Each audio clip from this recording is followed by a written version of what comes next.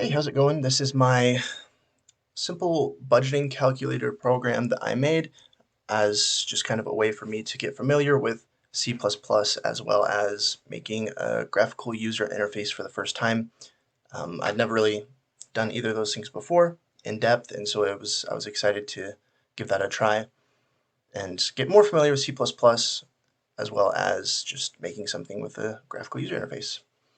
And to do that, I utilized Windows Forms in Visual Studio. It's a really neat little tool. You can see this is my form, as they call it, and Windows actually makes it really easily to kind of set this up. You just go into this toolbox here, and you find what you want on your form.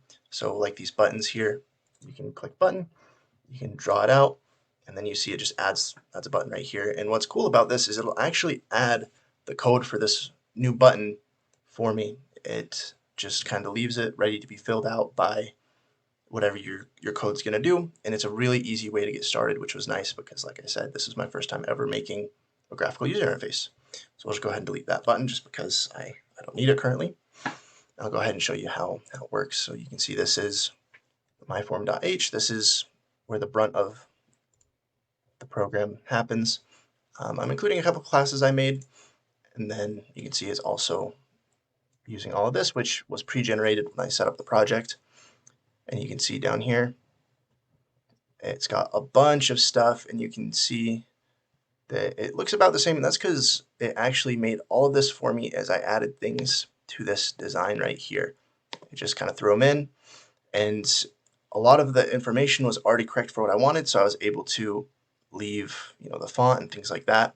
And you can also come in and change them from this page instead of messing with the code base. You can come here to properties, and you can change the font. You can change a lot of information about them straight from this kind of mock of your GUI, which I thought was really cool. It was really nice for me because it made a lot of sense and it was a lot easier to work with. And then moving on down, this is kind of where the magic happens. You can see these button clicks. So that's when we come over here, you'll type in your number, then you'll click this, it'll add it, and that's when all of the code starts to execute. So it'll go ahead and use this constructed my math to convert the string to an integer from the text box. And then we're going to go ahead and add that to the array of income sources. And then we're actually going to go ahead and sum up every income source and every expense source so that we can, down here, go ahead and output the total as well as setting the label to that. So that kind of keeps tally of the total amount, and it'll do that. It'll update that every time that button is clicked, as well as adding it to a list so you can see as you're adding numbers what all those numbers are, which is pretty handy. And then it obviously has to do that same thing, all that same stuff for the other button, so the income button and the expense button.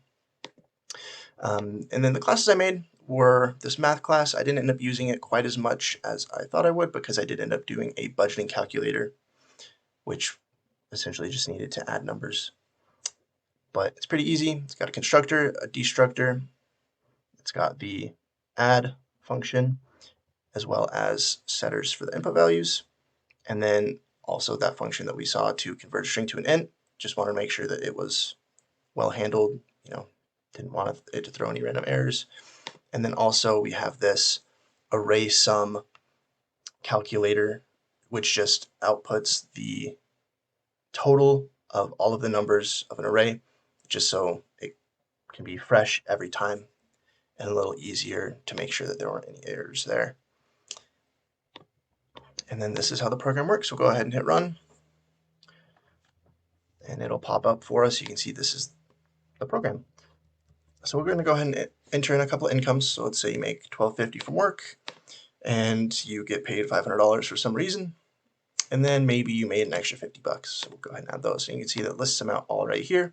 We can go ahead and add some expenses. Maybe your rent is $1,005, and maybe your groceries are about $600 a month, and then you got to pay $150 for utilities. You can see It totals out the income, totals out the expenses, and then it subtracts the expenses from the income and gives us our total right here. You can see if maybe we have to pay an extra $100 on a given month, it'll show us that we are at negative 55 now. So it will, let you know that you're in the red there. And then maybe you made an extra 60 bucks just to cover that, so you can see it updates and makes that back to being a positive number.